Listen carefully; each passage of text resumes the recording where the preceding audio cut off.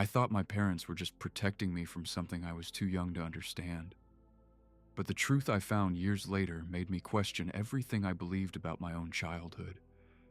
And the worst part? They never planned to tell me. I grew up in a quiet neighborhood where nothing ever seemed out of place. My parents were loving, maybe a little overprotective, but I never saw that as strange. In fact, I thought it was normal. Every kid I knew had rules. Mine just had more. There was one rule, though, that always stood out. Never go near the old house at the end of Maple Street. They didn't explain it much, just said it was unsafe, abandoned, dangerous. My mom would always tense up when it came up, and my dad would quickly change the subject. As a kid, I didn't question it. I just stayed away. But I always noticed things, like how my dad would sometimes drive past that house slowly, almost like he was checking on it, or how my mom would lock the doors earlier on nights when the wind blew from that direction. At the time, I thought it was just one of those weird adult habits. I wish I had realized it meant something more. The house itself wasn't that scary. It was old, sure. The paint was peeling and the windows were dark, like no light had touched them in years. But it didn't look haunted, just forgotten. Still, there was something about it. Something that made the air feel heavier when you got close. I only broke the rule once when I was 10. It wasn't even on purpose. I was riding my bike, trying to beat my best time around the block. I turned too fast, lost control, and ended up right in front of the house. My bike hit the curb, and I fell hard onto the pavement. For a moment, I just lay there, catching my breath, and then I noticed the door. It was slightly open. I remember thinking that was strange. I had passed that house hundreds of times, and the door was always shut tight. But that day, it wasn't. I got up slowly, brushing dirt off my knees. My heart was beating faster, but I couldn't tell if it was from the fall or something else. I took a step closer, then another. I told myself I was just going to peek, just a quick look. Nothing more. But as I reached the door, I heard something. A sound, soft, faint, like something moving inside. I froze. I should have left right then. I know that now. But instead, I leaned in just a little closer, trying to listen. And that's when the door suddenly creaked open wider on its own. I stumbled back, my chest tightening. The sound inside stopped immediately, like whatever was there knew I was listening. I didn't wait anymore. I grabbed my bike and rode home as fast as I could, my legs shaking the entire way. When I got back, my parents were already outside, waiting. I didn't understand how they knew. My mom rushed to me, checking my arms, my face, my clothes. My dad stood behind her, staring at me in a way I'd never seen before, not angry, not worried, something else, something colder. "Did you go near that house?" he asked. I tried to lie. I really did, but something in his voice made it impossible, so I nodded, and that's when everything changed. My mom's face went pale. My dad grabbed my shoulders a little too hard. "What did you see?" he asked. I told them about the door, about the sound. I expected them to calm me down, to explain it away, but they didn't. They looked at each other instead, like they were silently agreeing on something. And then my dad said something I will never forget. "If anyone ever asks you about that house, you tell them you've never been near it." At the time, I didn't understand why. But I didn't argue, because something in that moment made me realize this wasn't just a rule anymore, it was a secret, and I didn't know it yet. But years later, that secret would come back to destroy everything I thought I knew about my family. After that day, my parents never mentioned the house again. Not once. It was like it didn't exist. But the silence made it worse. Before, it had just been a strange rule. Now it felt like something we weren't allowed to even think about, and that made me think about it more than ever. I started noticing new things, small things at first, like how my dad began checking the locks twice every night instead of once, or how my mom would pause whenever sirens passed by, holding her breath until the sound faded. It didn't make sense. Nothing ever happened in our neighborhood. At least, nothing that I knew about. I tried asking once, just casually at dinner. "Why is that house still there if it's dangerous?" I said. My mom dropped her fork. The sound echoed louder than it should have. My dad didn't even look at me. "They're going to tear it down," he said quickly, but his voice sounded off. Too fast, too rehearsed. "And when is that?" I asked. He didn't answer right away, and that hesitation told me more than anything else. "I don't know," he said finally. "Soon." But it wasn't soon. Weeks passed, then months. The house stayed exactly the same. And that's when I started to realize something. My parents weren't just hiding information, they were lying. I didn't know why yet, but I could feel it. It was in the way conversation stopped when I entered the room. In the quiet arguments I overheard late at night, in the tension that never seemed to go away. And then something happened that made everything worse. One night, I woke up to a noise. At first, I thought it was just the wind. But then I heard it again. A dull thud, like something hitting wood. I sat up in bed, listening. The house was quiet. Too quiet. Then I heard footsteps, not upstairs, downstairs. I got out of bed slowly, trying not to make any noise. My heart was racing, but I told myself it was probably my dad. Maybe he couldn't sleep. But when I reached the top of the stairs, I saw something that didn't make sense. The front door was open. Just slightly, the same way it had been that day at the old house, and standing near it was my dad. He wasn't moving, just staring outside into the darkness. I whispered, "Dad?" He didn't respond. I took a step down the stairs. "Dad?" This time he turned, and the look on his face made my stomach drop. It was the same look he had given me years ago, cold, focused, like he was thinking about something I wasn't supposed to know. "What are you doing up?" he asked. "I heard something," I said. He glanced outside again before slowly closing the door. "You were dreaming," he said, but I knew I wasn't. And deep down, I think he knew it too. As he walked past me, I noticed something else. His hands were shaking. I had never seen that before. Never. "Go back to bed," he said. So I did. But I didn't sleep. Because for the first time in my life, I started to wonder if the danger my parents were afraid of wasn't inside that old house, but something that had already followed us home. And what I discovered the next night proved that fear was real. The next night, I didn't even try to sleep. I just lay there in the dark, staring at the ceiling, waiting for that sound again. Waiting for proof that what I heard wasn't my imagination. At first, everything was quiet, too quiet, the kind of silence that makes your ears ring.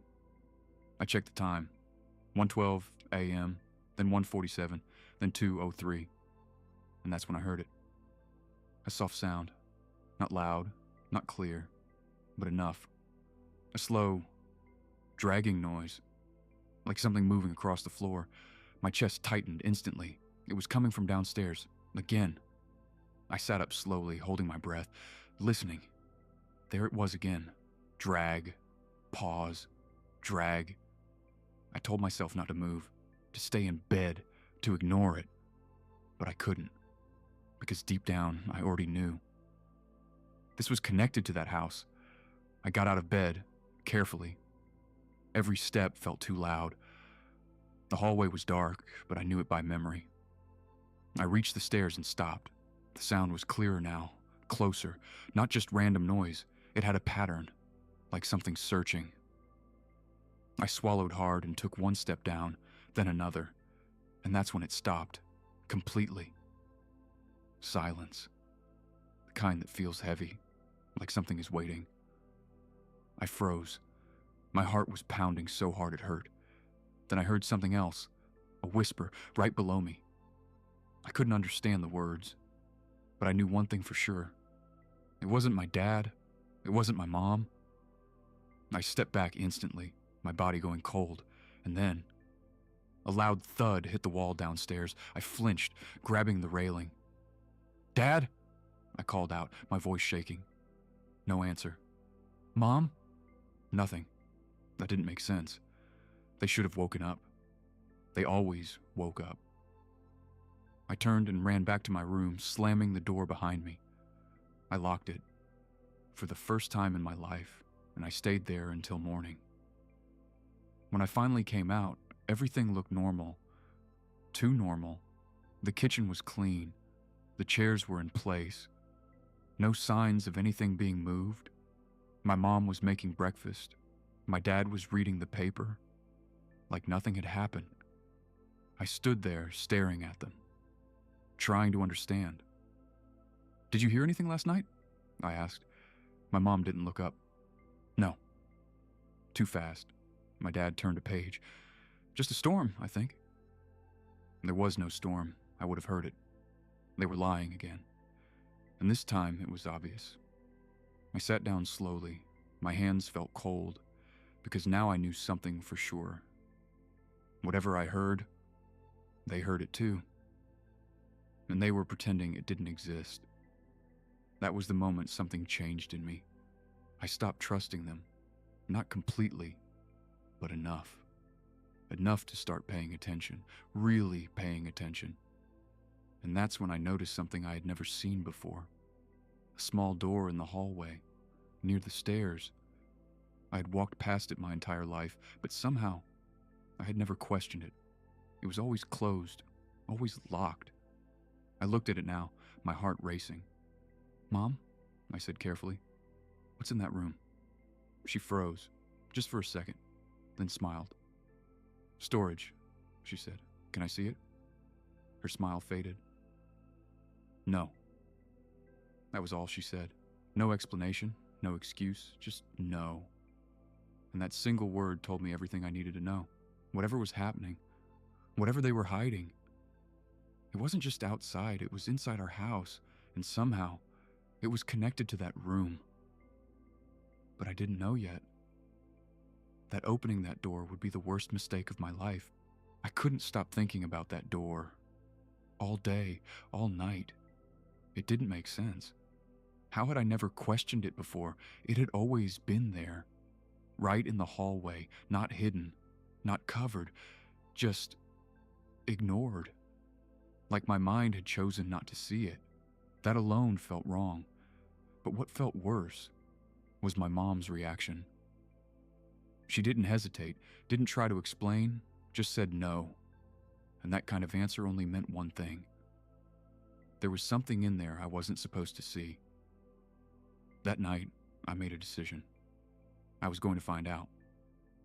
I waited until my parents went to bed. I listened carefully.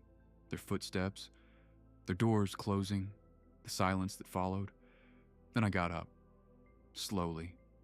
Quietly. Every step felt heavier than usual, like the house itself didn't want me to move. I reached the hallway. The door was right there, exactly where it had always been. But now it felt different, important, dangerous. I stood in front of it, staring. My heart was beating so fast it made my chest hurt. I reached for the handle, stopped, pulled my hand back, then reached again. This time I didn't hesitate. I turned it. Locked. Of course, but I was ready. Earlier that day, I had taken a small key from my dad's drawer. I didn't know if it would work, but something told me it might. My hands were shaking as I slid the key into the lock. For a second, nothing happened. Then, click. The sound felt too loud. I froze, listening. No movement upstairs, no footsteps, nothing. I slowly pushed the door open, and instantly, I felt it. Cold air. Not normal cold, something heavier, like stepping into a place that didn't belong in our house. The room was completely dark. I reached inside and found a switch.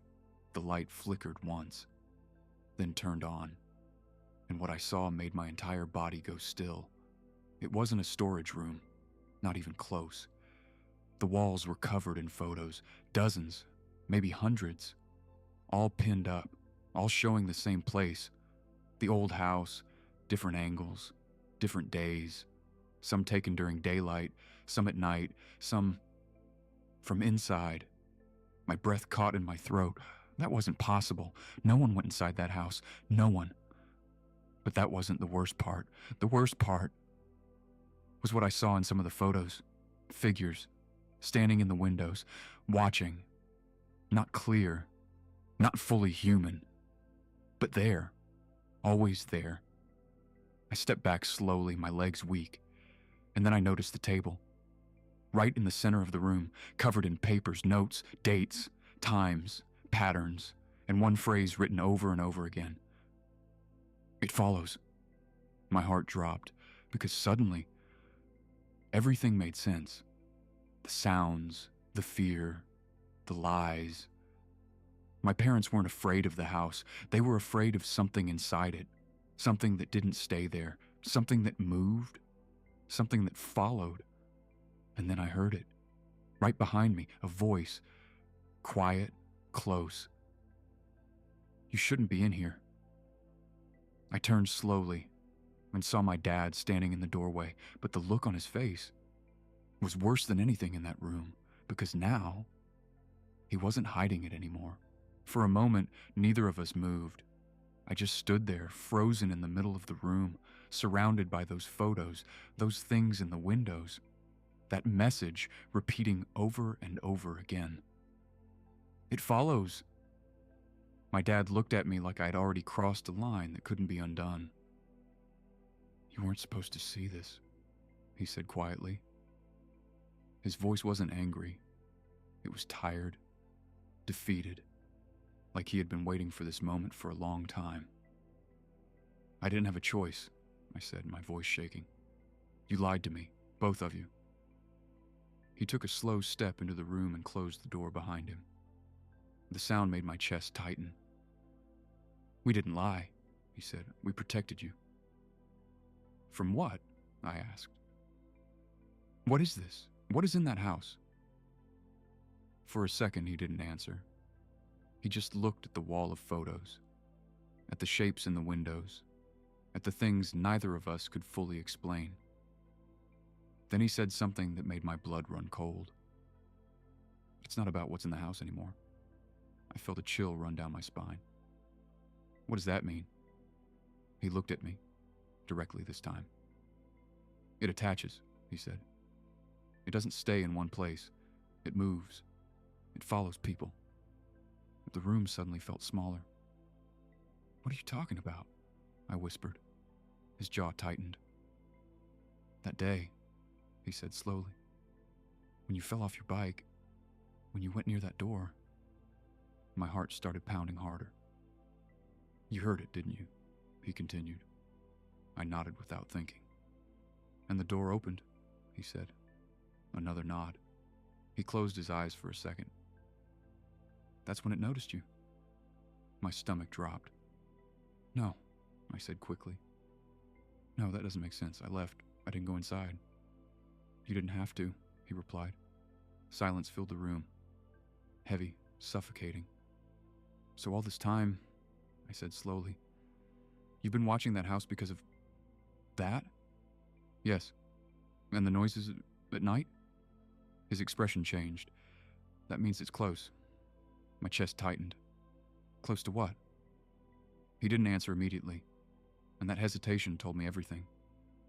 Close to us? I said. He didn't deny it. That was enough. I stepped back, my breathing getting faster.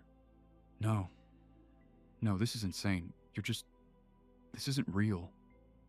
I wish it wasn't. he said. I looked back at the table, at the notes, at the repeated phrase.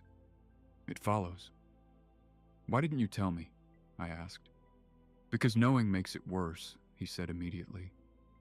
That answer hit harder than anything else. What does that mean? He hesitated again, and I realized he didn't want to say it. You need to tell me, I said. His voice dropped lower. It doesn't just follow randomly, he said. It follows the one who sees it. The room went completely silent. I felt something shift inside me, like a piece of truth finally falling into place. So, you've seen it? I asked. He nodded slowly. Years ago. My throat felt dry. And now, his eyes met mine. You have too. I shook my head. No, I didn't see anything clearly. That doesn't matter, he said. A long pause followed. Then I asked the question I was afraid of the most. How do you stop it? His face changed again. This time, something close to fear. You don't? My stomach twisted. There has to be something. There is, he said. Hope flickered for a second. What? He didn't answer right away. And when he finally did, I wished he hadn't. You make it follow someone else. The words didn't fully register at first. What? His voice was barely above a whisper. You pass it on. Everything inside me went cold. No, I said immediately. No, you're not saying what I think you're saying. He didn't respond. He didn't need to. Did you... My voice broke. Did you do that to someone? Silence. That was my answer. I stepped back, shaking my head. You lied, I whispered. You didn't protect me. You just delayed it. That's not true, he said quickly. I was trying to keep it away from you as long as possible. But now it's here, I said. He didn't argue, because he couldn't. And then, from somewhere deep inside the house, we both heard it. A slow, dragging sound closer than ever before. We both froze. The sound was unmistakable. Drag, pause, drag, closer, slower this time, heavier, like whatever was moving wanted us to hear it. My dad's hand tightened around my arm. It's here, he whispered. His voice was barely audible, but I heard the fear in it. Real fear. The kind I had never heard from him before.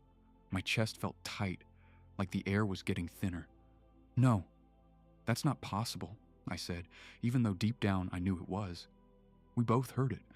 There was no explaining it away anymore. Then, knock. A soft sound from the front door. 3 slow taps, perfectly spaced, like something patient, something thinking. We didn't move. Another knock. Louder, more force behind it. My hands started shaking. Don't open it, my dad said immediately. I'm not going to, I whispered.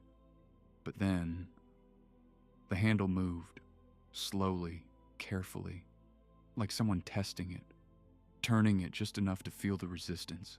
Locked. For now. My dad stepped in front of me slightly. You need to listen to me, he said. Whatever happens, do not look at it. My throat felt dry. What does it look like?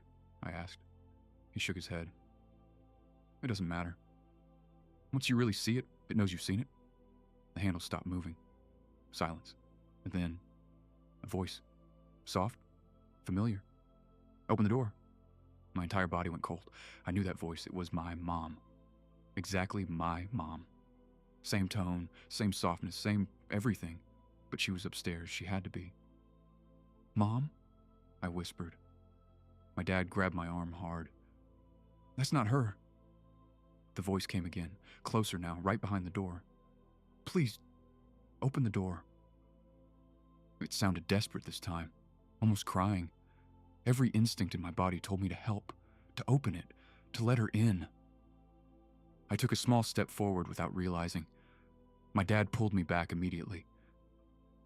It mimics, he said. It uses what you trust most. The knocking stopped. The voice stopped. The house fell completely silent. Too silent. Like something had just made a decision. Then, bang! The door shook violently. I flinched, my heart racing. Another bang, stronger. The frame creaked this time. "It shouldn't be able to do that," my dad muttered.